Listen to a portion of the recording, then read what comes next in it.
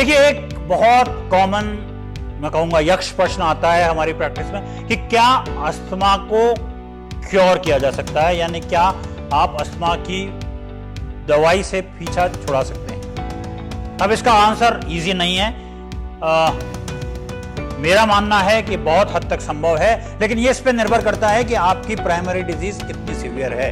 अगर बहुत सीवियर है तो हो सकता है न संभव हो, लेकिन बहुत सारे मरीजों में इसको दवाई से हमें निजात मिल सकती है। और कैसे निजात पाई जाए, सबसे पहले तो मैं कहूंगा कि भगवान के लिए अचानक अपनी दवाइयां अपने आप बंद मत कीजिए, अपने चिकित्सक से मिलिए, अस्थमा को शुरू में कंट्रोल कीजिए और फिर चिकित्सकीय सलाह पे धीरे धीरे धीरे दवाई कम करके कोशिश प्रयास कीजिए कि ये दवाई आपकी छूट जाए।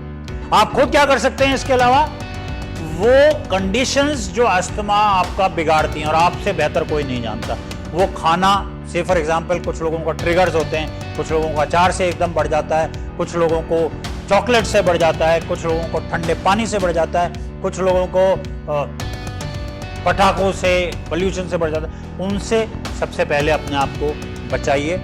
कुछ आप खुद ऐसा कार्य कर रहे हैं, जैसे फॉर एग्जांपल किसी भी प्रकार तंबाकू का सेवन कर रहे हैं, if you are a smoker please stop it from today. ये एक बहुत कारगर तरीका है जिससे आपका mild to moderate asthma control हो सकता है। एक और बहुत इंपॉर्टेंट चीज है, अगर आप कर सकते हैं तो exercise is a very good way of controlling your ESMA.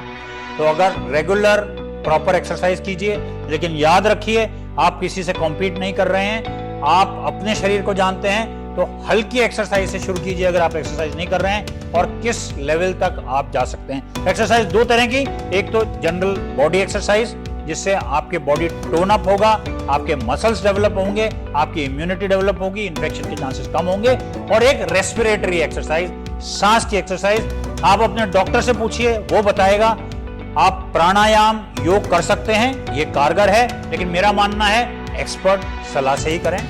कुछ खाने में अगर आप बदलाव करेंगे, जैसा पहले तो मैंने कहा ट्रिगर्स को अवॉइड कर दीजिए, लेकिन खाना है अगर आप प्रॉपर न्यूट्रिशन डाइट लेंगे, वजन कंट्रोल कर लेंगे, एक्सेसेस में नहीं जाएंगे, टू मच ऑफ एल्कोहल नहीं लेंगे, आप बहुत स्पाइसी फूड, बहुत स्टिमुलेटिंग फूड अवॉइड करेंगे, प्रॉपर स्लीप लेंगे, तो ये बहुत हद तक संभव है कि आपका mild to moderate asthma control, देखिए मैं क्योर वर्ड बोलते हुए थोड़ा डरता हूं, लेकिन टोटल कंट्रोल हो जाए, इस लेवल तक कंट्रोल हो जाए कि आपको दवाई की आवश्यकता ही ना पड़े और आप अपना शेष जीवन बिना इनहेलर्स, बिना गोली दवाई के निकाल लें। लेकिन एक डेफिनेट सलाह है, अपनी ईगो बीच में मत लाइए। आपको सांस में दिक्कत है, खांसी है, और आप इनहेलर नहीं ले रहे हैं क्योंकि आप ये प्रूव करना चाहते हैं कि आपने अस्थमा क्योर कर लिया है, प्रॉब्लम में आएंगे, हॉस्पिटल में एडमिट हो जाएंगे। सो प्लीज जो भी करें अपने डॉक्टर के संपर्क में रह के करें।